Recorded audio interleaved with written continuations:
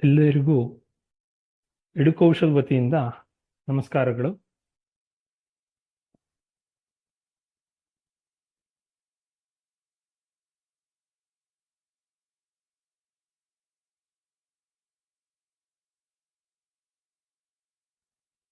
ಆರನೇ ತರಗತಿಗೆ ಜವಾಹರ್ ನವೋದಯ ವಿದ್ಯಾಲಯದಲ್ಲಿ ಪ್ರವೇಶಾತಿಗಾಗಿ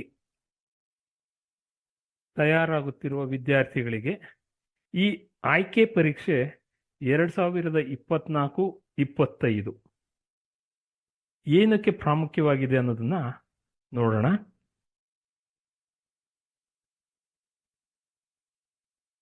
ಐದನೇ ತರಗತಿಯಲ್ಲಿ ಓದುತ್ತಿರುವ ಪ್ರತಿ ವಿದ್ಯಾರ್ಥಿಯು JNV ಪರೀಕ್ಷೆ ಏಕೆ ತಯಾರಿ ನಡೆಸಬೇಕು ಅನ್ನೋದನ್ನು ಇವತ್ತು ನೋಡೋಣ. ಅದ್ರ ಮುಂಚೆ ಈ JNV ಅಂದ್ರೆ ಏನು, ಈ ನವೋದಯ ಶಾಲೆಗಳಿನ ಅನುಕೂಲಗಳೇನು ಅನ್ನೋದನ್ನ ಒಂದ್ಸಲ ನೋಡಿ ಮತ್ತೆ ಮುಂದುವರಿಯೋಣ. ಇದರ ಉದ್ದೇಶಗಳೇನು ಅನ್ನೋದನ್ನ ತಿಳಿದು ಮುಂದುವರಿಯೋಣ. ಇದು ಶಿಕ್ಷಣ ಸಚಿವಾಲಯದಿಂದ ಆಗಿರೋಂಥದ್ದು. ಅಂದ್ರೆ ಭಾರತ ಸರ್ಕಾರ ಏನ್ ಮಾಡಿದೆ ಅಂದ್ರೆ ಈ ಒಂದು ಸಂಸ್ಥೆನ ಹುಟ್ಟು ಹಾಕಿದೆ. ಈ ಸಂಸ್ಥೆದೇನಪ್ಪ ಅಂದ್ರೆ CBSE ಬೋರ್ಡ್ ಶಾಲೆಗಳು ನಡೆಸುತ್ತಿದೆ ಸಂಸ್ಥೆ.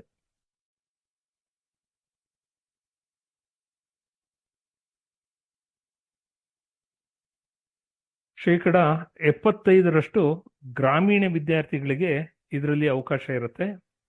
ಹಾಗೆ ಶೇಕಡ 25% ನಗರ ವಿದ್ಯಾರ್ಥಿಗಳಿಗೆ ಇದರಲ್ಲಿ ಅವಕಾಶ ಇರುತ್ತೆ. ಪ್ರತಿ ಜಿಲ್ಲೆಯಲ್ಲೂ ಒಂದು ಶಾಲೆ ಇದೆ.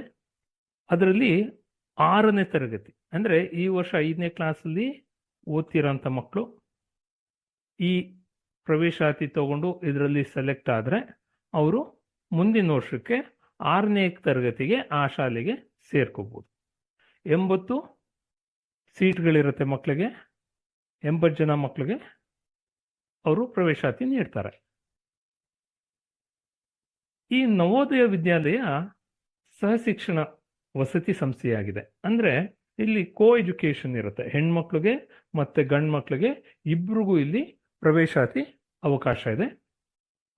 ಹಾಗೆ ಇಲ್ಲಿ ಉಚಿತವಾಗಿ ಊಟ ಮತ್ತು ವಸತಿ ವ್ಯವಸ್ಥೆ ಇರುತ್ತೆ. ಈ ಶಾಲೆಗಳಲ್ಲಿ ಶಾಲಾ ಸಮವಸ್ತ್ರನೂ ಉಚಿತವಾಗಿರುತ್ತೆ. ಹಾಗೆ ಮಕ್ಕಳಿಗೆ ಬೇಕಾಗುವ ಪಠ್ಯ ಪುಸ್ತಕಗಳು ಹಾಗೂ ಲೇಖನಿ ಸಾಮಗ್ರಿಗಳು, ಬುಕ್ಸು, ನೋಟ್ಬುಕ್ ಅವುಗಳೆಲ್ಲನೂ ಶಾಲೆಯಿಂದ ಸಿಗತ್ತೆ. ಹಾಗೆ ವಿದ್ಯಾರ್ಥಿಗಳು ಅವ್ರ ಊರಿಗೆ ಪ್ರಯಾಣಿಸಲು ರೈಲಲ್ಲೋ ಬಸ್ಸಲ್ಲೋ ಪ್ರಯಾಣಕ್ಕೆ ಬೇಕಾಗಿರೋ ವರ್ಷಕ್ಕವಾಗಿ 1-2 ಸಲ 3 ಸಲ ಅದರ ವೆಚ್ಚವನ್ನು ಈ ಶಾಲೆನೇ ಕೊಡುತ್ತೆ.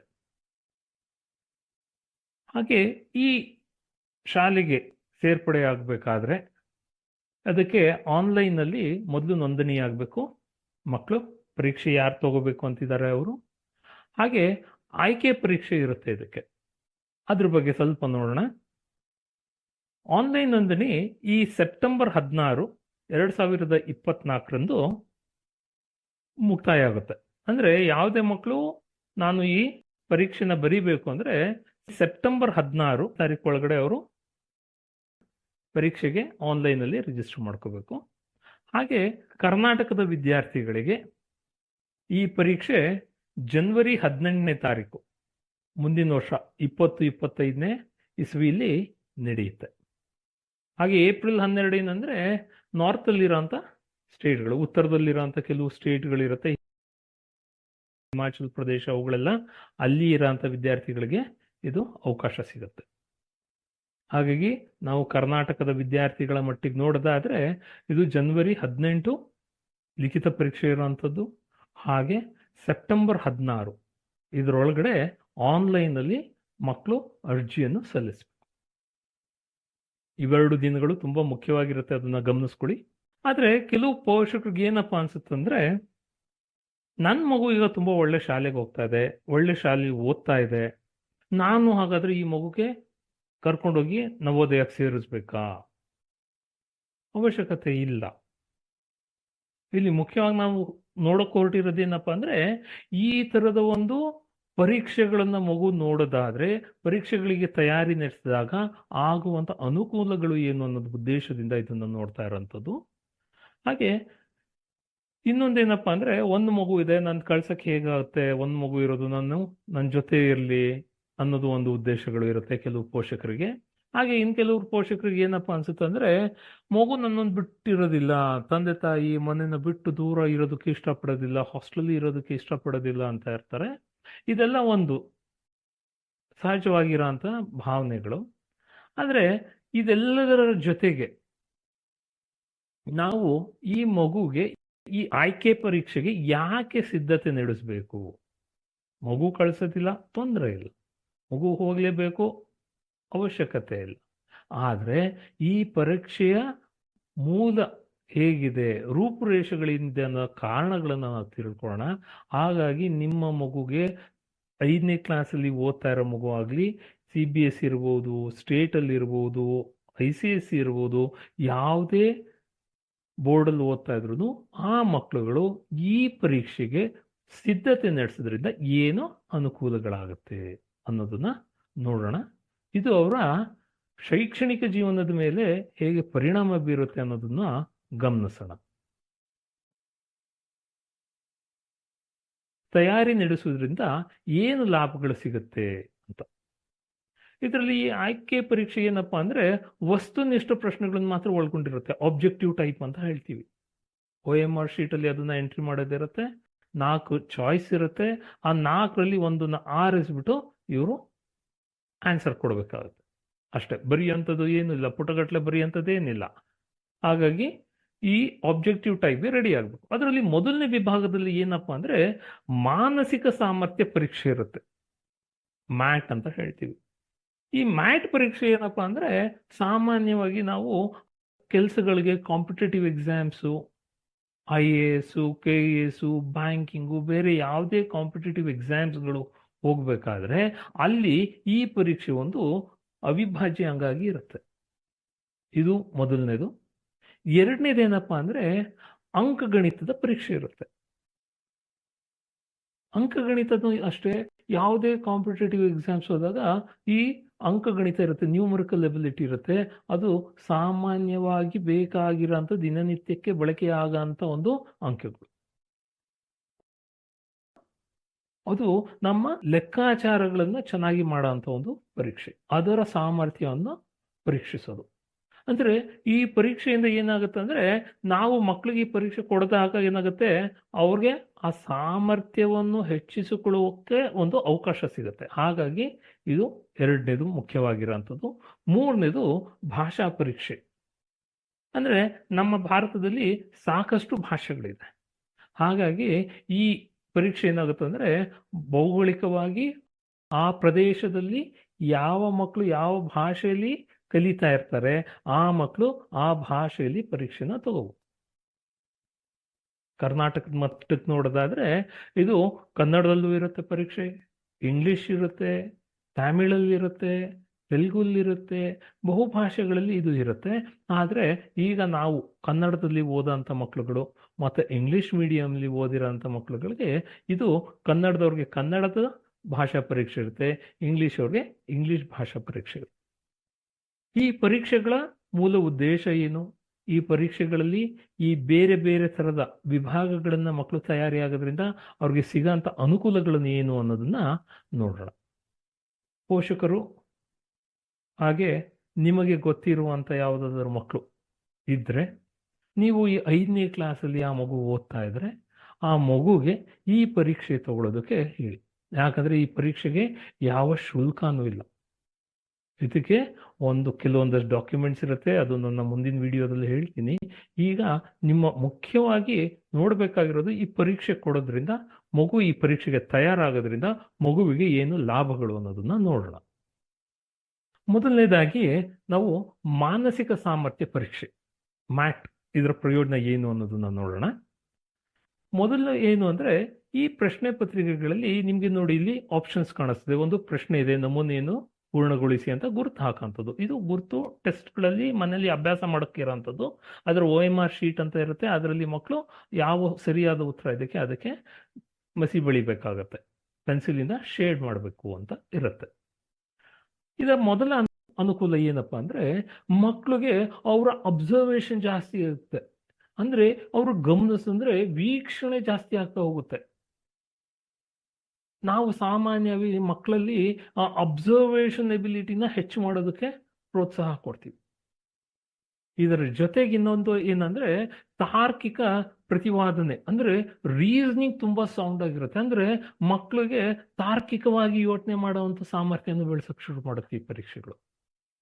ಹಾಗೆ ಇವೆರಡರ ಜೊತೆಗೆ ತರ್ಕ ಬೆಳೆಯುತ್ತೆ. ನಾನು ಯಾಕೆ ಹೀಗೆ ಮಾಡಬೇಕು, ಏನು ಲಾಜಿಕ್ ಇದು. ಈಗ ಇಲ್ಲಿ ಎರಡನೇ ಪ್ರಶ್ನೆ ನೋಡಿ, ಎರಡನೇ ಪ್ರಶ್ನೆಯಲ್ಲಿ ಸರಿಯಾಗಿ ಗುಂಪಿಗೆ ಸೇರದೇ ಇರೋಂಥ ಪದ ಯಾವುದು ಚಿತ್ರ ಇದೆ ಅದನ್ನ ಟಿಕ್ ಮಾಡಿ ಅಂತ ಹೇಳಿದ್ದಾರೆ. ಆದ್ರೆ ಇಲ್ಲಿ ನೋಡ್ಬೋದು ಎರಡು ಚುಕ್ಕೆಗಳಿದೆ, ಆ ಒಂದು ಲೈನಿನ ಆಚೆ ಈಚೆ ಬದಿಲಿದೆ. ಆದ್ರೆ ಸಿ ಗುಂಪಲ್ಲಿ ಏನಿದೆ ಅದು ಎರಡೂ ಒಂದೇ ಕಡೆ ಇದೆ. ಅಂದ್ರೆ ಇಲ್ಲಿ ಏನಾಗುತ್ತೆ, ಮಗುವಿನ ವೀಕ್ಷಣೆ ಜಾಸ್ತಿ ಆಗುತ್ತೆ. ಹಾಗಾಗಿ ಅದಕ್ಕೆ ರೀಸನಿಂಗು ತಾರ್ಕಿಕ ಜಾಸ್ತಿ ಆಗುತ್ತೆ. ಆಮೇಲೆ ತರ್ಕ ಕೊಡುತ್ತೆ, ಏನಕ್ಕೆ ನಾನು ಇದನ್ನ ಮಾಡ್ತಾ ಇದ್ದೀನಿ ಅನ್ನೋದನ್ನ ಅವ್ರಿಗೆ ಗೊತ್ತಾಗಕ್ಕೆ ಶುರು ಆಗುತ್ತೆ. ಇದ್ರ ಜೊತೆಗೆ ಏನಂದ್ರೆ ಅವ್ರಿಗೆ ವೈಚಾರಿಕತೆ ಬೆಳೆಯುತ್ತೆ. ರ್ಯಾಷನಲ್, ಯಾಕೆ ಇದು ಹೀಗಿದೆ, ಉದ್ದೇಶ ಏನು ಅನ್ನೋದನ್ನ ಒಂದು ಆ ನಿರ್ಧಾರಗಳನ್ನು ನಾನು ತಗೋಬೇಕಾದ್ರೆ ಇದು ಯಾಕೆ, ಯಾವ ಆಧಾರದ ಮೇಲೆ ತಗೊಂಡೆ ಅನ್ನೋದು ಒಂದು ವೈಚಾರಿಕತೆ ಬೆಳೆಸೋದಕ್ಕೆ ಸಹಾಯ ಮಾಡುತ್ತೆ. ಹಾಗೆ ಫೋಕಸ್ಸು, ನಾವು ಹೇಳ್ತೀವಿ ಯಾವಾಗ್ಲೂ, ಅಯ್ಯೋ ನಮ್ಮ ಮಗುಗೆ ಫೋಕಸ್ ಇಲ್ಲ, ಗಮನಿಸಲ್ಲ ಅಂತ. ಇದೇನ್ ಮಾಡುತ್ತಂದ್ರೆ ಈ ಫೋಕಸ್ ಜಾಸ್ತಿ ಮಾಡುತ್ತೆ, ಕೇಂದ್ರೀಕರಿಸುವ ಶಕ್ತಿ ಮಕ್ಕಳಲ್ಲಿ ಜಾಸ್ತಿ ಮಾಡುತ್ತೆ. ಯಾವಾಗ ಈ ಟೆಸ್ಟ್ಗಳಲ್ಲಿ ಮಗು ಪ್ರಿಪೇರ್ ಆಗ್ತಾ ಹೋಗುತ್ತೆ, ಸಾಕಷ್ಟು ಪ್ರಶ್ನೆಗಳನ್ನ ಇದನ್ನ ನೋಡ್ತಾ ಹೋಗುತ್ತೆ, ಬೇರೆ ಬೇರೆ ಹಂತಗಳಲ್ಲಿ ಬೇರೆ ಬೇರೆ ತರ ಪ್ರಶ್ನೆಗಳು ಕಾಣುತ್ತೆ, ಮಗು ಇದನ್ನ ತುಂಬಾ ಸಂತೋಷವಾಗಿ ಅದನ್ನ ಗಮನಿಸ್ತಾ ಇರುತ್ತೆ. ನಾವು ಮಾಡಿದಾಗ ನೋಡಿದ್ವಿ, ಕ್ಲಾಸಸ್ ನಡೆಸ್ತಿದ್ದಾಗ ಅದನ್ನ ಗಮನಿಸ್ತಿದೀವಿ, ಮಕ್ಕಳು ತುಂಬಾ ಸಂತೋಷವಾಗಿ ಇದನ್ನ ಪಾಲ್ಗೊಳ್ತಾರೆ. ಹಾಗೆ ನಾವು ಅಂದ್ಕೊಳ್ಳೋ ಅಂತ ಎಲ್ಲಾ ಅವಶ್ಯಕತೆಗಳು ಕಲಿಕೆಗೆ ಬೇಕಾಗಿರೋದು ಇದರಲ್ಲಿ ಬೆಳೆಯೋದಕ್ಕೆ ಸಾಧ್ಯ ಆಗುತ್ತೆ. ಮತ್ತೆ ಇದರಲ್ಲಿ ಏನಂದ್ರೆ ಏಕಾಗ್ರತೆ ಜಾಸ್ತಿ ಆಗುತ್ತೆ, ಕಾನ್ಸಂಟ್ರೇಷನ್ ಬೇಕು ನಮ್ಮ ಮಗುಗೆ, ಏಕಾಗ್ರತೆ ಕಳ್ಕೊಳ್ಳುತ್ತೆ, ಆ ಕಡೆ ಈ ಕಡೆ ಯೋಚನೆಗಳು ಮಾಡ್ತಾ ಇರುತ್ತೆ ಅಂತ ಇರ್ತೀವಿ. ಈ ಪರೀಕ್ಷೆ ಏನ್ ಮಾಡುತ್ತೆ ಅಂದ್ರೆ ಇದರ ತಯಾರಿಯ ಮಕ್ಕಳಿಗೆ ಇವನ್ನೆಲ್ಲ ಬೆನಿಫಿಟ್ ಕೊಡಕ್ಕೆ ಶುರು ಮಾಡುತ್ತೆ, ಇದೆಲ್ಲ ಮಗುಗೆ ಸಿಗಕ್ಕೆ ಶುರು ಆಗುತ್ತೆ. ಹಾಗೆ ಅದು ಗಮನ ಕೊಡಕ್ಕೆ ಶುರು ಮಾಡುತ್ತೆ, ಅಟೆನ್ಷನ್ ಶುರು ಆಗುತ್ತೆ, ಅದರ ಅಟೆನ್ಷನ್ ಸ್ಪ್ಯಾನ್ ಜಾಸ್ತಿ ಇರುತ್ತೆ, ಗಮನಿಸುವಂತ ಶಕ್ತಿ ಸಾಮರ್ಥ್ಯ ಅದರಲ್ಲಿ ಜಾಸ್ತಿ ಆಗುತ್ತೆ, ಹೆಚ್ಚಿನ ಹೊತ್ತು ಯಾವುದೇ ವಿಷಯಗಳಲ್ಲೂ ಗಮನಿಸೋದಕ್ಕೆ ಸಾಧ್ಯ ಆಗುತ್ತೆ. ಹಾಗೆ ಪ್ರತ್ಯೇಕಿಸುವುದು ಅಂದ್ರೆ ಯಾವುದೋ ಎರಡು ವಿಷಯಗಳು, ಈಗ ನೋಡಿ ಉದಾಹರಣೆ ಇದರಲ್ಲಿ ನೋಡಿದ್ವಿ, ಎರಡನೇದ್ರಲ್ಲಿ ಏನಾಗಿದೆ, ಪ್ರತ್ಯೇಕವಾಗಿ ಏನು, ಇದ್ಯಾಕೆ ಹೀಗೆ ಇದ್ಯಾಕೆ ಹೇಗೆ, ಗುಂಪು ಹೇಗೆ ಮಾಡ್ಕೋಬಹುದು ಅನ್ನೋದು ಆ ಡಿಸ್ಟಿಂಗ್ವಿಶ್ ಮಾಡೋ ಎಬಿಲಿಟಿ ಮಕ್ಕಳಲ್ಲಿ ಬೆಳೆಯಕ್ಕೆ ಶುರು ಆಗುತ್ತೆ. ಜೀವನದಲ್ಲಿ ವಿವಿಧ ಹಂತಗಳಲ್ಲಿ ಮಕ್ಕಳಿಗೆ ಇವೆಲ್ಲನೂ ಬೇಕಾಗುತ್ತೆ. ಈ ಪರೀಕ್ಷೆಯಲ್ಲಿ ನಾವು ಅಂದ್ಕೊಳ್ಳೋದು ಮಗು ಎಕ್ಸಾಮ್ ಪ್ರಿಪೇರ್ ಆಗ್ತಿದೆ ಅಂತ. ಇದು ಮಗು ಬರೀ ಎಕ್ಸಾಮ್ ಪ್ರಿಪೇರ್ ಆಗ್ತಾ ಇಲ್ಲ, ಮಗು ಏನಾಗ್ತಾ ಇದೆ ಅಂದ್ರೆ ಅದರ ಜೀವನಕ್ಕೆ ಒಂದು ತಯಾರಿ ನಡೆಸ್ತಾ ಶುರು ಮಾಡುತ್ತೆ, ಅದರ ಜೀವನದ ಕಡೆಗೆ ಒಂದು ಬಹು ಮುಖ್ಯವಾದ ಹೆಜ್ಜೆನ ಇಡಕ್ಕೆ ಶುರು ಮಾಡುತ್ತೆ. ಹಾಗೆ ಅದು ಸ್ಪೇಟಲ್ ಎಬಿಲಿಟಿ ಅನ್ನೋದು ಇನ್ನೊಂದು ಪ್ರಾದೇಶಿಕ ಸಾಮರ್ಥ್ಯ. ಅಂದ್ರೆ ನಾನು ಇಲ್ಲಿ ನಿಂತಿದ್ದೀನಿ, ಆ ಕಡೆ ಇರೋಂಥದ್ದು ಏನು ಅಂತ ಗಮನಿಸೋದು. ಅಂದ್ರೆ ಮಗುವಿನ ಮಾನಸಿಕವಾಗಿ ಬೇಕಾಗಿರೋಂಥ ಸಾಮರ್ಥ್ಯಗಳನ್ನು ಹೆಚ್ಚಿಸೋದಕ್ಕೆ ಈ ಒಂದು ಪರೀಕ್ಷೆಯ ತಯಾರಿ ಸಹಾಯ ಮಾಡುತ್ತೆ. ಈ ಪರೀಕ್ಷೆ ತಗೊಂಡು ಮಕ್ಕಳು ಉತ್ತೀರ್ಣರಾಗಿದ್ದಾರೋ, ಸೀಟ್ ತಗೊಂಡು ಅಲ್ಲಿಗೆ ಹೋಗಿದ್ದಾರೋ, ಸೀಟ್ ಸಿಕ್ಕಿದ್ರು ಅಲ್ಲಿಗೆ ಹೋಗ್ಲಿಲ್ಲ, ಅವೆಲ್ಲ ಬೇರೆ ಪ್ರಶ್ನೆ ಇರುತ್ತೆ. ಆದ್ರೆ ಇಂಥ ಒಂದು ಸಿಸ್ಟಮ್ಯಾಟಿಕ್ ಆಗಿ ಇರೋಂಥ ಒಂದು ಪರೀಕ್ಷೆಗೆ ಒಂದು ತಯಾರಿ ನಡೆಸೋದ್ರಿಂದ ಏನಾಗುತ್ತೆ, ಮಕ್ಕಳ ಮಾನಸಿಕ ಸಾಮರ್ಥ್ಯ ಜಾಸ್ತಿ ಆಗುತ್ತೆ. ಇದು ಅವರ ಜೀವನ ಪೂರ್ತಿ ಬೇಕಾಗಿರೋ ಅಂತ ಒಂದು ವಿಷಯ. ಹಾಗೆ ಎರಡನೇ ವಿಭಾಗಕ್ಕೆ ಹೋಗೋದಾದ್ರೆ ಅಂಕಗಣಿತದ ಪರೀಕ್ಷೆ. ಈ ಅಂಕಗಣಿತದ ಪರೀಕ್ಷೆನೂ ಅಷ್ಟೇ 4 ಆಪ್ಷನ್ ಇರುತ್ತೆ, 4ರಲ್ಲಿ ಒಂದವರು ಸೆಲೆಕ್ಟ್ ಮಾಡ್ಕೋಬೇಕು, ಅದನ್ನ ಆರಿಸ್ಕೋಬೇಕಾಗತ್ತೆ. ಇದರಿಂದ ಏನಾಗುತ್ತೆ, ಈ ಅಂಕಗಣಿತದ ಪರೀಕ್ಷೆಗಳಲ್ಲಿ ದತ್ತಾಂಶ ಶೇಖರಣೆ ಅಂದ್ರೆ ಡೇಟಾ ಕಲೆಕ್ಷನ್. ಇವತ್ತಿನ ದಿನ ನಮ್ಮ ಪ್ರಪಂಚದಲ್ಲಿ ನಾವು ನೋಡ್ತಿರೋ ಪ್ರತಿಯೊಂದು ಫೀಲ್ಡ್ ಅಲ್ಲಿ ಡೇಟಾ ಕಲೆಕ್ಷನ್ ತುಂಬಾ ಮುಖ್ಯವಾಗಿದೆ. ನಾವು ಅದನ್ನ ಇಂಜಿನಿಯರ್ ಬೇಕು ಅಂತ ಅನ್ಕೊಳ್ಳಲ್ಲ, ಅದು ಡಾಕ್ಟರ್ಗೂ ಬೇಕು. ಹೋದ್ ಸಲ ಎಷ್ಟಿತ್ತು ಮೆಜರ್ ಇತ್ತು ಶುಗರು, ಈ ಸಲ ಏನಾಗ್ತಾ ಇದೆ, BP ಏನಿತ್ತು, ಈ ಸಲ ಏನಾಗುತ್ತೆ, ಅದು ಡೇಟಾನ ಕಲೆಕ್ಟ್ ಮಾಡ್ಕೊಳ್ತಾ ಹೋಗ್ಬೇಕಾಗತ್ತೆ ಡಾಕ್ಟರ್. ಅದು ಚಾರ್ಟೆಡ್ ಅಕೌಂಟೆಂಟ್ ಆದ್ರೂ ತಗೋಬೇಕು. ಜೀವನದಲ್ಲಿ ಯಾವುದೇ ಒಂದು ಕ್ಷೇತ್ರಕ್ಕೆ ಒಂದು ಮಗು ಮುಂದೆ ಹೋದ್ರೂ ಆ ಮಗುಗೆ ಡೇಟಾ ಕಲೆಕ್ಷನ್ ಎಬಿಲಿಟಿ ಒಂದು ಬರಬೇಕು. ದತ್ತಾಂಶ ಸಂಗ್ರಹಣೆ ತುಂಬಾ ಮುಖ್ಯವಾಗಿರುವಂಥದ್ದು.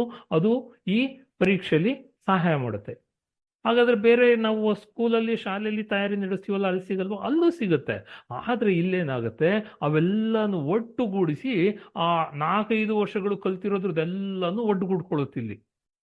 ಅದ್ರ ಜೊತೆಗೆ ಅರ್ಥೈಸಿಕೊಳ್ಳುವುದು ಅಂದ್ರೆ ಅಂಡರ್ಸ್ಟ್ಯಾಂಡಿಂಗ್ ಶುರು ಆಗುತ್ತೆ. ಸಾಮಾನ್ಯವಾಗಿ ನಾವು ಕೂಡೋದು ಕಳೆಯೋದು ಅಂದ್ರೆ ಬಾಯಲ್ಲಿ ಹೇಳ್ತಿರ್ತೀವಿ, ಪೇಪರಲ್ಲಿ ಡೈರೆಕ್ಟ್ ಕ್ವಶನ್ ಕೊಡ್ತೀವಿ, ಬರೀತಾರೆ. ಆದ್ರೆ ಮಕ್ಕಳಿಗೆ ಒಂದಷ್ಟು ಕತೆ ರೂಪದಲ್ಲಿ ಪ್ರಶ್ನೆಗಳು ಬಂದಾಗ ಮಕ್ಕಳು ಅದು ಬರೆಯೋದ್ರಲ್ಲಿ ಸಮಸ್ಯೆ ಆಗುತ್ತೆ. ಯಾಕಂದ್ರೆ ಅವ್ರಿಗೆ ಈ ಪ್ರಶ್ನೆನ ಓದಿದಾಗ ಅವ್ರಿಗೆ ಅರ್ಥ ಆಗಕ್ಕೆ ಶುರು ಮಾಡಬೇಕು. ಯಾವಾಗ ಕೂಡಬೇಕು, ಯಾವಾಗ ಕಳಿಬೇಕು, ಯಾವಾಗ ಗುಣಿಸ್ಬೇಕು, ಯಾವಾಗ ಭಾಗಿಸ್ಬೇಕು ಅನ್ನೋದನ್ನ ಮಗುವಿನ ಆಲೋಚನೆನ ಜಾಸ್ತಿ ಮಾಡಕ್ಕೆ ಸಾಧ್ಯ ಮಾಡುತ್ತೆ ಈ ಪರೀಕ್ಷೆ. ಹಾಗೆ ಲೆಕ್ಕಾಚಾರ ಚೆನ್ನಾಗಿ ಹೋಗುತ್ತೆ ಮಕ್ಕಳದು. ಯಾಕಂದ್ರೆ ಅವ್ರು 1ನೇ ಕ್ಲಾಸಲ್ಲಿ ಒಂದಷ್ಟು ಕಲ್ತಿರ್ತಾರೆ, 2, 3, 4 ಆಗಿ ಬೇರೆ ಬೇರೆ ಹಂತಗಳಲ್ಲಿ ಬೇರೆ ಬೇರೆ ಕಲ್ತಿರ್ತಾರೆ. ಅದು ನಿಧಾನಕ್ಕೆ ಮೇಲ್ ಬಂದಿರುತ್ತೆ. ಆದ್ರೆ ಈ ಪರೀಕ್ಷೆಯಲ್ಲಿ ಏನ್ ಮಾಡುತ್ತೆ ಅಂದ್ರೆ ಎಲ್ಲಾನು ಮತ್ತೆ ಒಡ್ಗೂಡ್ಸ್ಕೊಡುತ್ತೆ. ಲೆಕ್ಕಾಚಾರ ಹಾಕೋದು ಬಿಡಿಯಿಂದ ತಗೊಂಡು 1000-10,000 ತನಕ ಒಟ್ಟಿಗೆ ಕಲಿತಾರೆ. ಮತ್ತೆ ರಿವಿಷನ್ ಆಗುತ್ತೆ. ಪ್ರತಿಯೊಂದೂ ಮತ್ತೆ ಕಲ್ತಾಗ ಏನಾಗುತ್ತೆ, ಮಗುವಿನ ಮುಂದಿನ ಕಲಿಕೆಗೆ ತುಂಬಾ ಅನುಕೂಲ ಆಗಂತ ಒಂದು ಸ್ಥಿತಿಗೆ ಬರುತ್ತೆ. ಇದರ ಜೊತೆಗೆ ಸಮಸ್ಯೆ ಪರಿಹರಿಸುವ ಸಾಮರ್ಥ್ಯ, ಪ್ರಾಬ್ಲಮ್ ಸಾಲ್ವಿಂಗ್ ಎಬಿಲಿಟಿ ಜಾಸ್ತಿ ಆಗುತ್ತೆ. ನಮ್ಮ ಜೀವನದಲ್ಲಿ ಪ್ರತಿ ಕ್ಷಣದಲ್ಲೂ ನಾವು ಚಾಲೆಂಜಸ್ ಫೇಸ್ ಮಾಡ್ತಾ ಇರ್ತೀವಿ. ಪ್ರತಿ ಕ್ಷಣದಲ್ಲೂ ಏನೋ ಒಂದು ಹೊಸತನ ನೋಡ್ತಾ ಇರ್ತೀವಿ, ಏನೋ ಒಂದು ಸಮಸ್ಯೆನ ನೋಡ್ತಾ ಇರ್ತೀವಿ. ಅವುಗಳನ್ನ ಹೇಗೆ ನಿವಾರಿಸಬೇಕು, ಅದಕ್ಕೆ ಹೇಗೆ ಸಮಸ್ಯೆಯಿಂದ ಪರಿಹಾರ ಪಡ್ಕೋಬೇಕು ಅನ್ನೋದು ಇದರಲ್ಲಿ ಗೊತ್ತಾಗ್ತಾ ಹೋಗುತ್ತೆ. ಮಕ್ಕಳಿಗೆ ಆ ಸಾಮರ್ಥ್ಯನೂ ಈ ಪರೀಕ್ಷೆಯಲ್ಲಿ ತಯಾರಿ ನಡೆಸೋದ್ರಿಂದ ಸಿಗುತ್ತೆ. ಮತ್ತೆ ನಿರ್ದಿಷ್ಟೀಕರಿಸುವುದು ಅಂದ್ರೆ ಕ್ವಾಂಟಿಫೈಯಿಂಗ್. ಇದಿಷ್ಟೇ ಅಂತ ಅದನ್ನ ಕ್ವಾಂಟಿಫೈ ಮಾಡ್ತಾರೆ. ನಿರ್ದಿಷ್ಟವಾಗಿ ಇಷ್ಟಿರುತ್ತೆ ಅನ್ನೋದು ತಿಳಿಯಕ್ಕೆ ಶುರು ಮಾಡುತ್ತೆ. ಇದು ತುಂಬಾ ಮುಖ್ಯವಾಗಿ ಇರೋಂಥದ್ದು ಮಗುಗೆ. ಯಾವಾಗ ಮಗುಗೆ ನಿರ್ದಿಷ್ಟವಾಗಿ ಏನ್ ಮಾಡಬೇಕು ಅನ್ನೋದು ಗೊತ್ತಾಗೋದಿಲ್ಲ, ಆಗ ನಿರ್ದಿಷ್ಟವಾಗಿ ಏನಾಗುತ್ತೆ ಅನ್ನೋದು ಗೊತ್ತಾಗೋದಿಲ್ಲ, ಅವ್ರಿಗೆ ಜೀವನದಲ್ಲಿ ಸಾಕಷ್ಟು ತೊಡಕುಗಳು ಸಿಗುತ್ತೆ. ಅದ್ರ ಜೊತೆಗೆ ಅವರು ಏಕಮಾನ ವ್ಯವಸ್ಥೆ, ಯೂನಿಟ್ರಿ ಸಿಸ್ಟಮ್ ಕಲಿತಾರೆ. ಅಂದ್ರೆ ಇದು ಜೀವನದಲ್ಲಿ ಯಾವಾಗ್ಲೂ ಬೇಕಾಗಿರೋಂಥದ್ದು. ಇದು ಏನಾಗ್ತಾ ಇದೆ ನಮ್ಮ ಜೀವನದಲ್ಲಿ, ದಿನನಿತ್ಯ ಜೀವನದಲ್ಲಿ ನಾವು ಏನೇ ವ್ಯವಹರಿಸ್ತಿದ್ರು ನಮ್ಗೆ ಈ ಎಲ್ಲ ವಿಷಯಗಳು ನಮ್ಗೆ ಗೊತ್ತಿರಬೇಕಾಗಿರುತ್ತೆ. ಇನ್ನೊಂದು ಮುಖ್ಯವಾಗಿ ಏನಪ್ಪಾ ಅಂದ್ರೆ ಡೇಟಾ ಅನಾಲಿಸಿಸ್, ಅಂಕಿಅಂಶ ವಿಶ್ಲೇಷಣೆ. ಡಾಕ್ಟರ್ ತಗೊಳ್ತಾರೆ, ಚಾರ್ಟೆಡ್ ಅಕೌಂಟೆಂಟ್ ತಗೊಳ್ತಾರೆ, ಬೇರೆ ಡಿಪಾರ್ಟ್ಮೆಂಟ್ ಅಲ್ಲಿ ಇರ್ಲಿ, ಬೇರೆ ಯಾವುದೇ ಹವಾಗುಣದಲ್ಲಿ ಇರ್ಲಿ, ರೈತನು ತಗೊಳ್ತಾರೆ. ಓಕೆ, ನಂಗೆ ಈ ಸಲ ಇಷ್ಟೊಂದು ಬೆಳೆ ಹಾಕಿದ್ದೀನಿ, ನಂಗೆ ಏನು ಪ್ರತಿಫಲ ಸಿಗುತ್ತೆ, ನಾನು ಇಷ್ಟು ಬಂಡವಾಳ ಹಾಕಿದ್ದೀನಿ, ನಂಗೆ ಎಷ್ಟು ಲಾಭ ಬಂತು, ನಂಗೆ ಎಷ್ಟು ದುಡ್ಡು ಬಂತು, ಅದು ಎಷ್ಟು ಖರ್ಚು ಮಾಡಿದ್ದೀನಿ ಅನ್ನೋದು, ಹೋದ ವರ್ಷ ನಂಗೆ ಎಷ್ಟು ಖರ್ಚಾಯ್ತು, ಈ ಸಲ ಏನ್ ಖರ್ಚಾಯ್ತು, ಮುಂದಿನ ವರ್ಷ ನಾನು ಏನ್ ಮಾಡ್ಬೇಕು ಅನ್ನೋದನ್ನೆಲ್ಲ ಅರ್ಥೈಸ್ಕೊಳ್ಳೋದಕ್ಕೆ ಇದು ಅನುಕೂಲ ಆಗುತ್ತೆ.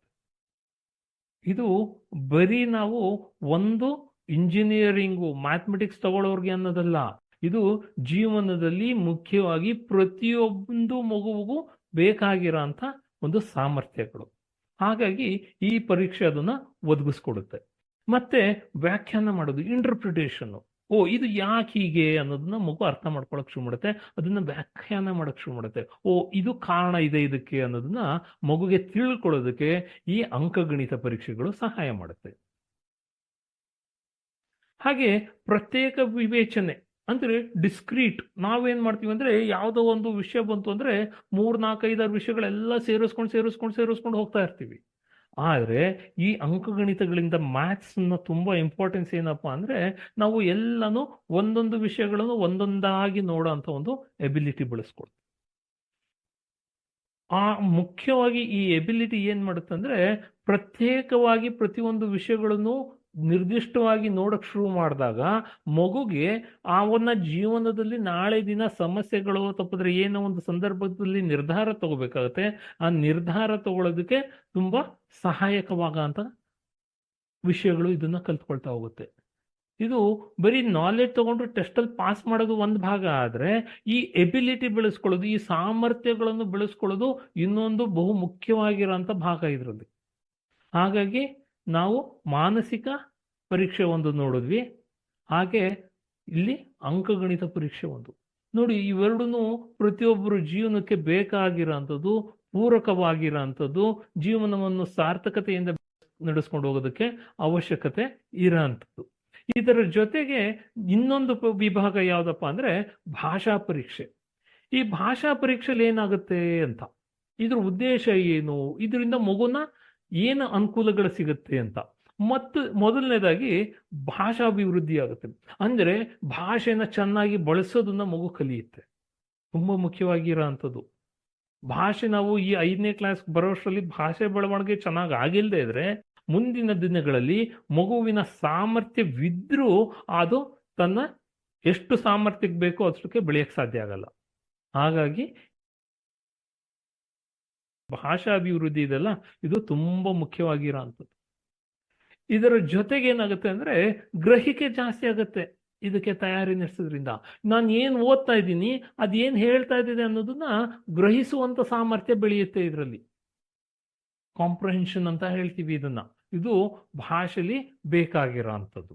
ಹಾಗೆ ಪರಿಕಲ್ಪನೆ ಅಭಿವೃದ್ಧಿ ಅಂದರೆ ಕಾನ್ಸೆಪ್ಟ್ ಡೆವಲಪ್ ಆಗುತ್ತೆ. ಏನು ಈ ವಿಷಯವಾಗಿ ನಾವು ಮಾತಾಡ್ತಾ ಇದ್ದೀವಿ, ಸಾಕಷ್ಟು ವಿಷಯಗಳನ್ನ ನಾನು ಓದಿದಾಗ ವಿಷಯಗಳು ನನಗೆ ಅರ್ಥ ಆಗಕ್ಕೆ ಶುರು ಆಗುತ್ತೆ. ನನಗೆ ಓದುವಿನಲ್ಲಿ ಗ್ರಹಿಕೆ ಆಗ್ತಾ ಇಲ್ಲ, ಭಾಷಾ ಬೆಳವಣಿಗೆ ಆಗಿಲ್ಲ ಅಂದರೆ ಈ ಪರಿಕಲ್ಪನೆ ಬೆಳೆಯೋಕ್ಕಾಗಲ್ಲ. ಯಾವಾಗ ಪರಿಕಲ್ಪನೆ ಅನ್ನೋದು ನನಗೆ ಗೊತ್ತಾಗೋದಿಲ್ಲ, ತುಂಬ ವಿಷಯಗಳನ್ನ ತಿಳ್ಕೊಳ್ಳೋಕೆ ಸಾಧ್ಯ ಆಗಲ್ಲ, ಆಗ ನನ್ನ ಮಗುವಿನ ಬೆಳವಣಿಗೆ ಕುಂಠಿತ ಆಗಕ್ಕೆ ಶುರು ಆಗುತ್ತೆ. ಮತ್ತಿನ್ನೊಂದೇನಪ್ಪ ಅಂದರೆ ಪ್ರಶ್ನಿಸುವುದು, ಕ್ವಶನಿಂಗ್ ಎಬಿಲಿಟಿ ಬೆಳೆಯುತ್ತೆ. ಯಾಕೆ ಹೀಗೆ? ಮಗುಗೇನಾಗುತ್ತೆ ಅಂದರೆ ಈ ಪ್ರಶ್ನೆಗಳಿಗೆ ಉತ್ತರ ಕೊಡಬೇಕಾದ್ರೆ ಈ ಪ್ರಶ್ನೆಗಳು ನೋಡ್ತಾ ನೋಡ್ತಾ ಹೌದಲ್ವಾ ಇದ್ಯಾಕೆ ಹೀಗೆ, ಇದೇನು ಅನ್ನೋದನ್ನ ಹುಡ್ತಾ ಹೋಗುತ್ತೆ ಮಗು. ಯಾವಾಗ ಇದನ್ನ ಹುಡುಕುವುದಕ್ಕೆ ಶುರು ಮಾಡುತ್ತೆ ಮಗು, ಆಗ ಪ್ರಶ್ನೆಗಳು ಶುರು ಆಗುತ್ತೆ ಜೀವನದಲ್ಲಿ. ಆ ಪ್ರಶ್ನೆಗಳಿಗೆ ಉತ್ತರಗಳನ್ನು ಮಗು ಹುಡ್ಕಕ್ಕೆ ಶುರು ಮಾಡುತ್ತೆ. ಅದು ಭಾಷೆಯಲ್ಲಿ ತುಂಬ ಅಭಿವ್ಯಕ್ತ ಆಗಕ್ಕೆ ಸಾಧ್ಯ ಆಗುತ್ತೆ. ಇದು ಅವರ ಮಾನಸಿಕ ಬೆಳವಣಿಗೆಗೆ ತುಂಬ ಪ್ರಮುಖವಾಗಿರೋಂಥದ್ದು. ಹಾಗೆ ಪರಿಸ್ಥಿತಿಯ ಅರಿವು, ಅಂಡರ್ಸ್ಟ್ಯಾಂಡಿಂಗ್ ಸಿಚುಯೇಷನ್. ಯಾವಾಗ ಪ್ಯಾರಾಗ್ರಾಫ್ ಓದುತ್ತೆ, ಒಂದು ಕೊಟ್ಟಿರೋಂಥ ಒಂದು ಟೆಕ್ಸ್ಟ್ನ ಮಗು ಓದುತ್ತೆ, ಆಗೇನಾಗುತ್ತೆ ಅಂದರೆ ಅದರಲ್ಲಿ ಏನು ಹೇಳಿದ್ದಾರೆ ಅನ್ನೋದು, ಆ ಸಂದರ್ಭ ಏನು ಅನ್ನೋ ಮಗುಗೆ ಅರ್ಥ ಆಗಕ್ಕೆ ಶುರು ಆಗುತ್ತೆ. ನಾವು ಜೀವನದಲ್ಲಿ ಎಲ್ಲ ಸಂದರ್ಭಗಳ ಅನುಭವಗಳನ್ನು ಮಗು ಕೊಡೋಕ್ಕಾಗೋದಿಲ್ಲ. ಹಾಗಾಗಿ ಮಗುಗೇನಪ್ಪ ಅಂದರೆ ಎಷ್ಟು ಓದುತ್ತೆ, ಎಷ್ಟು ಬೇರೆ ಬೇರೆ ವಿಷಯಗಳನ್ನು ಅದು ತಿಳ್ಕೊಳ್ಳುತ್ತೆ, ಅಷ್ಟು ಜೀವನ ಪಕ್ವಾಗಕ್ಕೆ ಶುರು ಆಗುತ್ತೆ. ಅಷ್ಟು ಮಗುವಿನ ಜೀವನದಲ್ಲಿ ಒಳ್ಳೆಯದಾಗ ಸಾಧ್ಯ ಆಗತ್ತೆ. ಹಾಗಾಗಿ ಪರಿಸ್ಥಿತಿ ಅರ್ಥಕೋಬೇಕು, ಯಾವಾಗ ಏನು ನಡೀತಾ ಇದೆ, ಏನು ಮಾತಾಡಬೇಕು, ಏನಿಲ್ಲ ಅಂತ ಹೇಳ್ತೀವಿ ತುಂಬ ಸಲ ನಾವು. ಈಗ ಗೊತ್ತಾಗೋದಿಲ್ವಾ ನಿಂಗೆ ಅಂತ. ಅದೆಲ್ಲಿ ಅಂದರೆ ನಾವು ದೊಡ್ಡವರಾಗದಾಗ ಅದನ್ನೆಲ್ಲ ಕಲಿಯೋದಲ್ಲ. ಈ ಪರೀಕ್ಷೆ ಏನಾಗುತ್ತೆ 5ನೇ ಕ್ಲಾಸಲ್ಲಿ ಬರೋ ಅಷ್ಟರಲ್ಲಿ ಆ ಮಕ್ಕಳಿಗೆ ಆ ಅನುಭವಗಳು ಬಂದಿರಬೇಕು, ಆ ತಿಳುವಳಿಕೆ ಬರೋಕ್ಕೆ ಶುರು ಆಗಿರಬೇಕು, ಅದಕ್ಕೆ ಒಂದು ಅವಕಾಶಗಳನ್ನ ಮಾಡಿಕೊಟ್ಟಿರ್ಬೇಕು. ಹಾಗೆ ಇದು ಸಮಗ್ರ ಕಲಿಕೆಗೆ ಅನುಕೂಲ ಮಾಡಿಕೊಡುತ್ತೆ. ಅಂದರೆ ಇದು ಸ್ವಲ್ಪ ಸ್ವಲ್ಪ ಕಲಿಯಲ್ಲ. ಯಾವಾಗ ಮಗು ಭಾಷೆಯಲ್ಲಿ ಚೆನ್ನಾಗಿರುತ್ತೆ, ವಿಷಯಗಳನ್ನ ಜಾಸ್ತಿ ತಿಳ್ಕೊಳಕ್ ಸಾಧ್ಯ ಆಗುತ್ತೆ. ಯಾವಾಗ ವಿಷಯಗಳು ಜಾಸ್ತಿ ತಿಳ್ಕೊಳ್ಳೋಕೆ ಸಾಧ್ಯ ಆಗುತ್ತೆ, ಸಮಗ್ರ ಕಲಿಕೆ ಆಗುತ್ತೆ. ಇಲ್ಲದ್ರೆ ನಮ್ಮಲ್ಲಿ ಏನಾಗುತ್ತೆ ಅಂದರೆ ಬರೀ ಟೆಸ್ಟ್ ಎಕ್ಸಾಮ್ಗೆ ಮಾರ್ಕ್ಸ್ ತಗೊಳ್ಳೋದಾಗುತ್ತೆ. ಈ ಟೆಸ್ಟ್ ಬರದೆ ಆ ಮಾರ್ಕ್ಸ್ ಬಂತು, ಎಕ್ಸಾಮ್ ಬಂತು ಅಷ್ಟೇ. ಆದರೆ ಸಮಗ್ರ ಕಲಿಕೆಯಲ್ಲಿ ಏನಾಗುತ್ತೆ ಅಂದರೆ ಈ ಹಂತದಲ್ಲಿ ನಾನು ಕಲ್ತಿರೋದೇನು ಅಂದರೆ ಮುಂದಿನ ವರ್ಷಗಳಿಗೆ ಅದೇ ಅಡಿಪಾಯ ಆಗಿರುತ್ತೆ. ಹಾಗಾಗಿ ಮಗು ಯಾವಾಗಲೂ ಏನಾಗಬೇಕು ಅಂದರೆ ಈ ಸಮಗ್ರ ಕಲಿಕೆ ಕಡೆಗೆ ಗಮನ ಕೊಡ್ತಿರೋ ಅಂಥದ್ದು ಮುಖ್ಯ ಆಗುತ್ತೆ. ಅದನ್ನ ಇಲ್ಲಿ ವೃದ್ಧಿಗೊಳಿಸದೆ ಅಭಿವೃದ್ಧಿ ಮಾಡಿಕೊಡುತ್ತೆ ಈ ಭಾಷಾ ಪರೀಕ್ಷೆ ತಯಾರಿ. ವಿಷಯ ಶೋಧನೆ ಅಂದರೆ ಫ್ಯಾಕ್ಟ್ ಫೈಂಡಿಂಗ್ ಅಂತ ಹೇಳ್ತೀವಿ. ಈ ಪ್ರಶ್ನೆಗಳು ಕೊಟ್ಟಾಗ ಮಕ್ಕಳು ಏನಾಗುತ್ತೆ, ಈ ಪ್ರಶ್ನೆಗಳು ಇದು ಎಲ್ಲಿಂದ ಬಂತು ಅಂತ, ಇದು ಯಾಕೆ ಬಂತು ಅಂತ, ಇದು ಎಲ್ಲಿ ಸಿಗ್ತಾ ಇದೆ ಇದಕ್ಕೆ ಅನ್ನೋದನ್ನ ಪ್ಯಾರಾ ಮೇಲ್ಗಡೆ ಕೊಟ್ಟಿರೋ ಅಂತ ಪ್ಯಾರಾಗಳಲ್ಲಿ ಹೋಗಿ ಅದು ಹುಡುಕುತ್ತೆ. ಮತ್ತೆ ಓದಿರೋ ಅಂತ ಪ್ರಶ್ನೆಗಳನ್ನ ತಗೊಂಡು ಮತ್ತೆ ಓದಿದಾಗ ಏನಾಗುತ್ತೆ ಅಂದ್ರೆ ಆ ವಿಷಯಗಳನ್ನ ಗ್ರಹಿಸಕ್ಕೆ ಶುರು ಮಾಡುತ್ತೆ. ನೋಡಿ ನಮ್ಗೆ ಅನ್ಸುತ್ತೆ ಏನಪ್ಪಾ ಅಂದ್ರೆ ಇದು ಒಂದು ಪರೀಕ್ಷೆ, ಸುಮ್ನೆ ನಮ್ಮ ಮಗು ಯಾಕೆ ಬರಿಬೇಕು, ಬರೆದ್ರು ಸೀಟ್ ಸಿಗಲ್ಲ ಅಂತ ಎಲ್ಲ ಬೇರೆ ಅನ್ಕೊಳ್ತಾ ಇರ್ತೀವಿ. ಆದ್ರೆ ಈ ಕಾಂಪಿಟೇಟಿವ್ ವರ್ಲ್ಡ್ ಅಲ್ಲಿ ಈಗ ನಮ್ಮ ಮಕ್ಕಳು ತಯಾರಿ ಈಗಿಂದ ಶುರು ಮಾಡದೇ ಇದ್ರೆ ಬೇರೆ ಮಕ್ಕಳು ತುಂಬಾ ಮುಂದಿದ್ಬಿಟ್ಟಿರ್ತಾರೆ. ಹಾಗಾಗಿ ಇದೊಂದನ್ನ ಪೋಷಕರು ಗಮನಿಸ್ಕೋಬೇಕು. ಈ 3 ವಿಷಯಗಳನ್ನ ಅದರಲ್ಲಿ ಬೆಳೆಸಿರೋ ಉದ್ದೇಶ ಏನಪ್ಪಾ ಅಂದ್ರೆ ಇದು ಮಕ್ಕಳಿಗೆ ಪೂರಕವಾಗಿ ಬೇಕಾಗಿರೋಂಥದ್ದು, ಅವರ ಮುಂದಿನ ಜೀವನಕ್ಕೆ ಬೇಕಾಗಿರುವಂತ ವಿಷಯಗಳು. ಹಾಗೆ ಮುಂದೆ ಬೇರೆ ಪ್ರಯೋಜನಗಳೇನಿದೆ ಅನ್ನೋದನ್ನ ಒಂದ್ಸಲ ನೋಡೋಣ. ಮೊದಲನೇದಾಗಿ ಸಿದ್ಧರಿರ್ತಾರೆ, ಪ್ರಿಪೇರ್ಡ್ನೆಸ್. 5ನೇ ಕ್ಲಾಸ್ ಓದಿದೆ ಮಗು, 5ನೇ ಕ್ಲಾಸಿಂದ ಮುಂದಿನ ಕ್ಲಾಸ್ಗೆ ಹೋಗ್ಬೇಕು, ಅದು ಸಿದ್ಧತೆ ಆಗಬೇಕು. ನಮ್ಗೆ 5ನೇ ಕ್ಲಾಸ್ ಒಂದು ಹಂತ, ತುಂಬಾ ಪ್ರಮುಖವಾದ ಹಂತ, ತುಂಬಾ ಪ್ರಮುಖವಾದ ಘಟ್ಟ ಒಂದಿದು. ಈ ಹಂತದಲ್ಲಿ ಮಕ್ಕಳಿಗೆ ಈ ಸಾಮರ್ಥ್ಯಗಳನ್ನ ಬೆಳೆಸ್ಕೊಳಕ್ ಶುರು ಆಗ್ಬಿಟ್ರೆ ಮುಂದಿನ ಹಂತಗಳು, ಮುಂದಿನ ಕಲಿಕೆಗಳು ತುಂಬಾ ಪೂರಕವಾಗಿರುತ್ತೆ, ತುಂಬಾ ಚೆನ್ನಾಗಿರುತ್ತೆ. ಮಗು ಸಂತೋಷವಾಗಿ ಕಲಿತಾ ಇರುತ್ತೆ, ಮತ್ತೆ ಅದು ಒಳ್ಳೆ ಗ್ರಹಿಕೆ ಇರುತ್ತೆ, ಒಳ್ಳೆ ಮಾರ್ಕ್ಸ್ ತಗೊಳುತ್ತೆ. ಅದು ಏನ್ ಜೀವನದಲ್ಲಿ ಅಂದ್ಕೊಳ್ಳುತ್ತೆ ಅದಕ್ಕೆ ತಯಾರಿ ನಡೆಸೋದಕ್ಕೆ ಅನುಕೂಲ ಆಗುತ್ತೆ. ಅಧ್ಯಯನದ ದಿನಚರಿ, ನಮ್ಮ ಮಕ್ಕಳಿಗೆ ಸ್ಟಡಿ ರೂಟೀನ್ ಇಲ್ಲ. ದಿನ ಹೇಗೆ ಓದ್ಕೋಬೇಕು ಏನು ಅಂತ ಇಲ್ಲ, ಸುಮ್ಮನೆ ಟೆಸ್ಟ್ ಇದೆ ಸ್ಕೂಲಲ್ಲಿ ಮಾಡಿದ್ರು ಅವುಗಳೇನೋ ಒಂದಿರ್ತಾರೆ. ಆದ್ರೆ ಯಾವಾಗ ಈ ತರದ ಪರೀಕ್ಷೆಗಳಿಗೆ ಅವರು ತಯಾರಿ ನಡೆಸಕ್ ಶುರು ಮಾಡ್ತಾರೆ ಆಗ ಅವ್ರಿಗೆ ಒಂದು ದಿನಚರಿ ಬರುತ್ತೆ, ಒಂದು ರೊಟೀನ್ ಸಿಗುತ್ತೆ. ಪ್ರತಿದಿನ ಅವರು ಕಲಿಕೆಯ ಸಾಮರ್ಥ್ಯನ ಹೆಚ್ಚಿಸ್ಕೊಳ್ತಾ ಹೋಗ್ತಾರೆ. ಹಾಗೆ ಒಂದು ಅಭ್ಯಾಸ ಬೆಳೆಸಕ್ ಶುರು ಆಗುತ್ತೆ, ಓದುವಂತ ಒಂದು ಅಭ್ಯಾಸ. ಏನೋ ಒಂದು ಕೆಲಸ ಮಾಡಿದ್ರೆ ಅದು ಅಭ್ಯಾಸನ ಬೆಳೆಸ್ಕೊಳ್ಳೋದಕ್ಕೆ ಸಾಧ್ಯ ಆಗತ್ತೆ. ಈ ಹ್ಯಾಬಿಟ್ ಕಲ್ಟಿವೇಶನ್ ಇವರು ಜೀವನಕ್ಕೆ ತುಂಬಾ ಮುಖ್ಯವಾಗಿರೋಂಥದ್ದು. ಯಾಕಪ್ಪ ಅಂದ್ರೆ ಇದು ಅಡಿಪಾಯ ಅವ್ರಿಗೆ. 5ನೇ ಕ್ಲಾಸ್ ತನಕ ನಾವು ಏನನ್ನ ಬೇಕಾದ್ರೂ ಮಕ್ಕಳ ಹತ್ರ ಮಾಡಿಸ್ಕೊಳ್ತಾ ಹೋಗ್ಬೋದು. 6-7ಕ್ಕೆ ಹೋದ್ರೆ ಮಾನಸಿಕವಾಗಿ ಅವರ ಸ್ಥಿತಿ ಬೇರೆ ಇರುತ್ತೆ. ಆಗ ಅವರ ಯೋಚನೆ, ಅವರು ಪ್ರೌಢಾವಸ್ಥೆಗೆ ಹೋಗಿರ್ತಾರೆ, ಅವ್ರ ಜೀವನ ನೋಡುವಂಥದ್ದೇ ಬೇರೆ ದಿಕ್ಕಾಗುತ್ತೆ. ಹಾಗಾಗಿ ಆ ಸ್ಥಿತಿಗೆ ಹೋಗೋದಕ್ಕೆ ಇದು ಅಡಿಪಾಯ ಆಗಿ ನಾವು ಕೊಡೋದು ತುಂಬಾ ಮುಖ್ಯವಾಗಿರುತ್ತೆ. ಹಾಗೆ ಇದರಲ್ಲಿ ಅವರ ಸಾಮರ್ಥ್ಯ ಬೆಳೆಯುತ್ತೆ. ಅವ್ರಿಗೆ ಯಾವಾಗ ಓದೋದು, ಈ ಲೆಕ್ಕಗಳು, ಮಾನಸಿಕ ಪರೀಕ್ಷೆಗಳನ್ನು ತಯಾರಿ ನಡೆಸ್ಕೊಳ್ತಾರೆ, ಅವ್ರಿಗೆ ಪೂರಕವಾಗಿ ಅವರ ಸಾಮರ್ಥ್ಯ ಅವ್ರಿಗೆ ಗೊತ್ತಾಗಕ್ಕೆ ಶುರು ಆಗುತ್ತೆ. ಹೆಚ್ಚಿನದಾಗಿ ಅವರು ಕಲಿಯಂತ ಸಾಮರ್ಥ್ಯನ ಬೆಳೆಸ್ಕೊಳಕ್ ಶುರು ಮಾಡ್ತಾರೆ. ಇದೆಲ್ಲ ಒಂದಕ್ಕೊಂದು ಜೊತೆ ಸೇರಿರೋಂಥದ್ದು. ಇದನ್ನೆಲ್ಲ ನಾವು ಇದು ಬೇಡ, ನಾವು ಬರೀ ಇಷ್ಟನ್ನೇ ಕಲಿತೀನಿ, ನಂಗೆ ಗಣಿತ ಇಷ್ಟ, ಗಣಿತ ಮಾತ್ರ ಸೇರ್ತೀನಿ, ಓದ್ಕೊಳ್ತೀನಿ, ಅದನ್ನ ಬಿಟ್ಟು ಬೇರೆ ಇನ್ಯಾವುದಕ್ಕೂ ನಂಗೆ ಅವಶ್ಯಕತೆ ಇಲ್ಲ, ಭಾಷೆ ಬೇಡ ನಂಗೆ ಅನ್ನಂಗಿಲ್ಲ. ಭಾಷೆ ಅವ್ರಿಗೆ ಗಣಿತನೂ ಬೇಕು, ಹಾಗೆ ಮಾನಸಿಕ ಪರೀಕ್ಷೆಗಳಲ್ಲಿ ಬರೋ ಅಂತ ಆ ಕಲಿಕೆನೂ ಮುಖ್ಯ ಆಗ್ತಾ ಹೋಗುತ್ತೆ ಅವ್ರಗಳಿಗೆ. ಅದ್ರ ಜೊತೆಗೆ ವ್ಯವಸ್ಥಿತವಾಗಿರೋದನ್ನ ಕಲಿತಾರೆ ಮಕ್ಕಳು, ಆರ್ಗನೈಸ್ಡ್ ಆಗಕ್ಕೆ ಶುರು ಮಾಡ್ತಾರೆ. ನಾನು ಪರೀಕ್ಷೆಗಳನ್ನ ತಗೊಂಡಿರೋ ಮಕ್ಳನ್ನ ನೋಡಿದ್ದೀನಿ ನಾನು. ಆ ಯಾವ ಮಕ್ಳುಗಳು ಈ ಪರೀಕ್ಷೆಗಳನ್ನ ತಗೊಳ್ತಾ ಇದ್ದಾರೆ ಅವರು ಒಂದು ಸ್ಥಿತವಾಗಿ ಅವರ ವ್ಯವಸ್ಥೆನ ಚೆನ್ನಾಗಿ ಮಾಡ್ಕೊಳ್ತಾ ಇರ್ತಾರೆ. ಮುಂದಿನ ಆಲೋಚನೆಗಳಿರುತ್ತೆ, ಮುಂದೆ ಏನ್ ಮಾಡಬೇಕು ಅಂತ ಗುರಿ ಇಟ್ಕೊಳ್ತಾರೆ ಅವರು. ಮುಂದಕ್ಕೆ ಹೇಗೆ ಹೋಗ್ಬೇಕು, ಯಾವ ಸಿದ್ಧತೆಗಳು ಮಾಡ್ಕೋಬೇಕು, ಏನೇನು ಅವಶ್ಯಕತೆಗಳಿದೆ ಅನ್ನೋದು ಅವ್ರಿಗೆ ಅರಿವಾಗಕ್ಕೆ ಶುರು ಆಗುತ್ತೆ. ಇದು ಒಂದು ಮುಖ್ಯವಾಗಿರೋಂಥದ್ದು. ಹಾಗೆ ಸಾಮರ್ಥ್ಯಗಳ ಅಭಿವೃದ್ಧಿ ಆಗುತ್ತೆ. ಇದು ತುಂಬಾ ಮುಖ್ಯವಾಗಿರೋಂಥದ್ದು. ಮಕ್ಕಳಲ್ಲಿ ನಾವು ಈ ಸಾಮರ್ಥ್ಯನ ಅಭಿವೃದ್ಧಿಗೊಳಿಸೋದಕ್ಕೆ ಅವಕಾಶ ಕೊಡದೇನೆ ಅವರು ಅವಕಾಶ ವಂಚಿತರಾಗ್ಬಿಡ್ತಾರೆ. ಅವ್ರಿಗೆ ನಾವು ಅವಕಾಶ ಮಾಡಿಕೊಡ್ತಾ ಹೋಗ್ಬೇಕು. ಈ ಪರೀಕ್ಷೆಗಳೆಲ್ಲ ಏನಪ್ಪಾ ಅಂದ್ರೆ ಮಗುವಿನ ಸಾಮರ್ಥ್ಯವನ್ನು ಹೆಚ್ಚಿಸೋದಕ್ಕೆ ಬೇಕಾಗಿರೋಂಥ ಪರೀಕ್ಷೆಗಳು, ಅದಕ್ಕೆ ಬೇಕಾಗಿರೋಂಥ ತಯಾರಿಗಳು, ಅದನ್ನ ನಾವು ಗಮನದಲ್ಲಿ ಇಟ್ಕೊಂಡು ನೋಡ್ಕೋಬೇಕಾಗತ್ತೆ. ಹಾಗೆ ಶೈಕ್ಷಣಿಕ ಅಭಿವೃದ್ಧಿ ಆಗುತ್ತಿದ್ದು. ಬರೀ ಈ ಟೆಸ್ಟ್ ಅಲ್ಲಿ ನಾವು ಟೈಮ್ ಕಳೆದ್ಬಿಟ್ವಿ, ಅದಾಗೋಯ್ತು ಇದಾಗೋಯ್ತು ಅಂತ ಪೇರೆಂಟ್ಸ್ಗೆ ಅನ್ನಿಸ್ಬೋದು, ತಂದೆ ತಾಯಿಗೆ ಅನ್ನಿಸ್ಬೋದು. ಆದ್ರೆ ಇದೇನ್ ಮಾಡುತ್ತಪ್ಪ ಅಂದ್ರೆ ಅವರು ಶೈಕ್ಷಣಿಕ ಗುಣಮಟ್ಟನ ಹೆಚ್ಚಿಸುತ್ತೆ ಈ ಎಲ್ಲಾ ಸಾಮರ್ಥ್ಯಗಳು. ಹಾಗಾಗಿ ನೀವು ಇನ್ನೊಂದು 4 ತಿಂಗಳು ಈ ಮಗುಗೆ ನೀವು ಅವಕಾಶ ಮಾಡಿಕೊಟ್ಟಿದ್ದೇ ಆಗ್ಲಿ, ಆ ಮಗುಗೆ ಏನಾಗುತ್ತೆ ಅಂದ್ರೆ ಬರೋ ವರ್ಷಗಳಲ್ಲಿ ಅದು ತನ್ನಿಂತಾನೆ ಹೆಚ್ಚಿನ ಸ್ಥಿತಿಗೆ ಹೋಗೋದಕ್ಕೆ ಸಾಧ್ಯ ಆಗತ್ತೆ.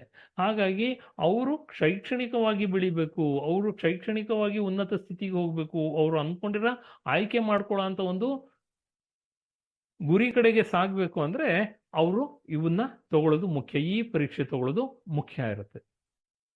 ಸಾಮರ್ಥ್ಯಗಳ ಅಭಿವೃದ್ಧಿ ಅಂದ್ರೆ ಕೇಪಬಿಲಿಟೀಸ್ ಡೆವಲಪ್ ಆಗುತ್ತೆ ಅವ್ರಿಗೆ, ತುಂಬಾನೇ ಚೆನ್ನಾಗಿ ಹೋಗ್ತಾರೆ ಈ ಮಕ್ಳುಗಳು.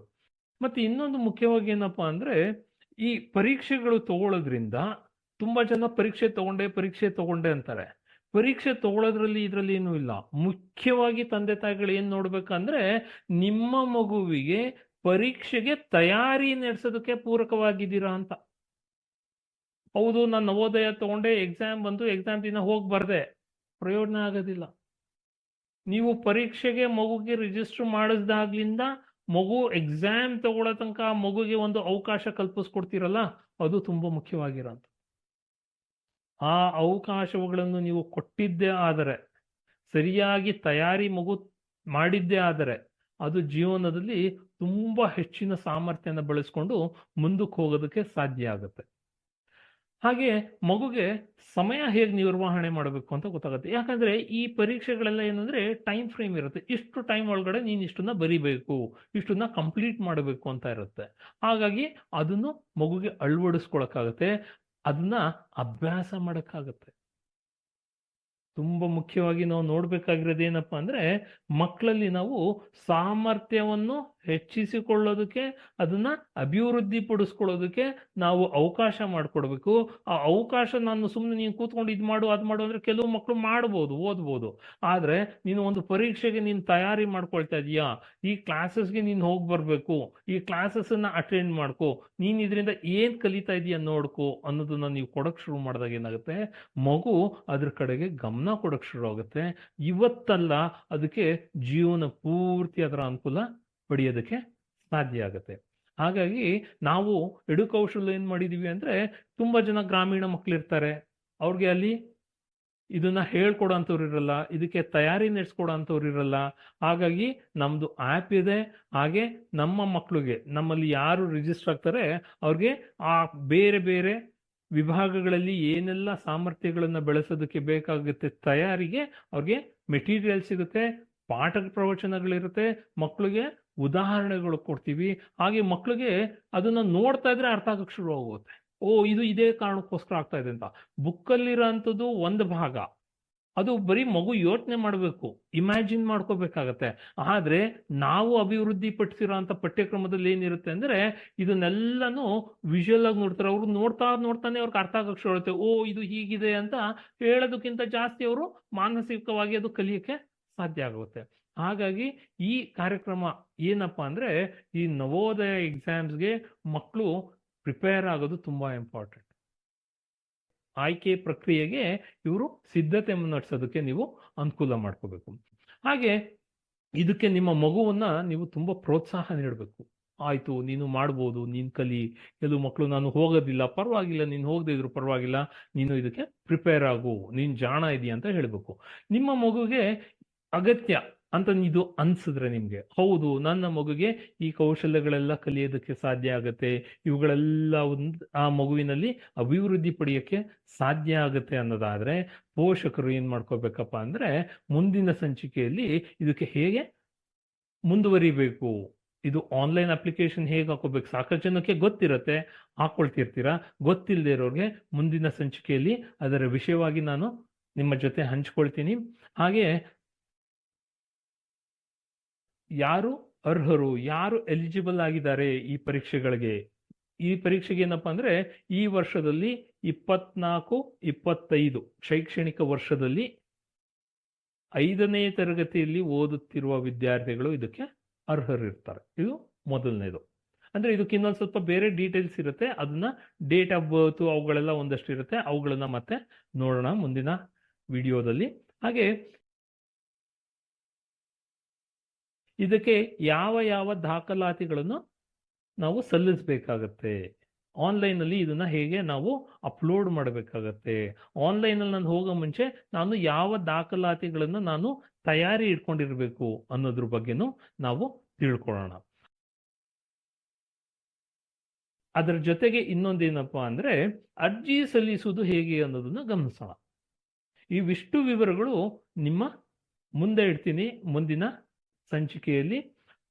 ಅಲ್ಲಿವರೆಗೆ ನೀವೇನಂದ್ರೆ ನಾವು ಬಲವಾದ ಅಡಿಪಾಯವನ್ನು ನಿರ್ಮಿಸೋಣ. ಅಂದ್ರೆ ನಮ್ಮ ಮಗುವಿಗೆ ಬುನಾದಿಯಲ್ಲಿ ಅಂದ್ರೆ ಈ ತರದ ಪರೀಕ್ಷೆಗಳಿಗೆ ತಯಾರಿ ನಡೆಸುವುದೇ ಬುನಾದಿ.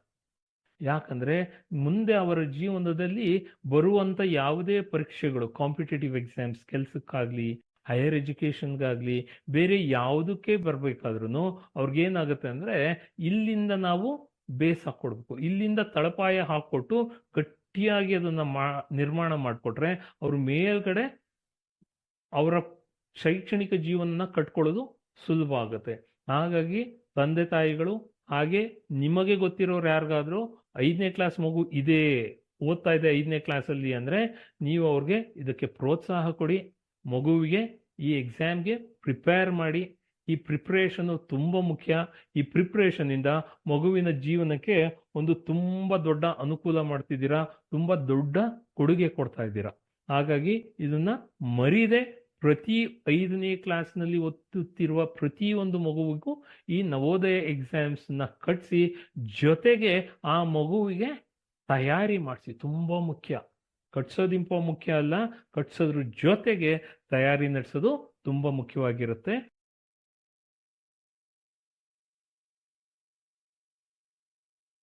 ಹಾಗೆ ಈ ವಿಷಯಗಳನ್ನ ನಿಮ್ಮ ಜೊತೆ ಹಂಚ್ಕೊಳ್ಳೋದಕ್ಕೆ ಸಮಯ ಕೊಟ್ಟಿರೋ ನಿಮ್ಗೆಲ್ರಿಗೂ ಧನ್ಯವಾದಗಳು ಎಡುಕೌಶಲ್ ವತಿಯಿಂದ. ನಮ್ಮ ಮುಂದಿನ ಸಂಚಿಕೆಯಲ್ಲಿ ನಿಮಗೆ ಹೆಚ್ಚಿನ ವಿವರಗಳನ್ನ ನಾವು ಕೊಡ್ತೀವಿ. ಇನ್ನೇನು ಕೆಲವೇ ದಿನಗಳಲ್ಲಿ ಅದನ್ನ ನಾವು ನಿಮ್ಗೆ ರಿಲೀಸ್ ಮಾಡಿಕೊಡ್ತೀವಿ. ಅದರ ಅನುಕೂಲಗಳನ್ನು ನೀವು ಪಡ್ಕೊಳ್ಳಿ.